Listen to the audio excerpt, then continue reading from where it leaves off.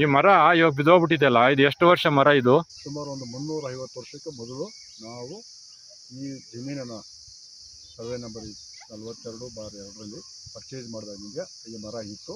ಆ ಮರ ನಮ್ಮ ಮುತ್ತಾತನವರು ತಾತವರು ಬಂದಾಗಿಂದ ಇಲ್ಲಿ ಮೊದಲೇ ಇತ್ತು. ಪರ್ಚೇಸ್ ಮಾಡಿದ್ಮೇಲೆ ಸುಮಾರು 3 ತಲೆಮಾರು 4-5 ತಲೆಮಾರು ಇದರಲ್ಲೇ ಕಳೆದಿದ್ದೀರಿ.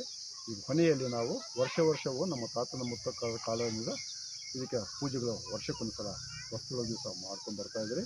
ಈಗ ಕೊನೆಯಲ್ಲಿ ಈಗ 29/5/2026ರಲ್ಲಿ ಸುಮಾರು ಸಾಯಂಕಾಲ 4:15 ಮಳೆ ಬಂದು ಬಿರುಗಾಳಿಯಿಂದ ಬಂದಾಗ ಆ ಮರ ಧರೆಗೆ ಉರುಳಿರುತ್ತದೆ. ಇದು ಇತಿಹಾಸದ ಚರಿತ್ರೆ ಆಗಿದೆ.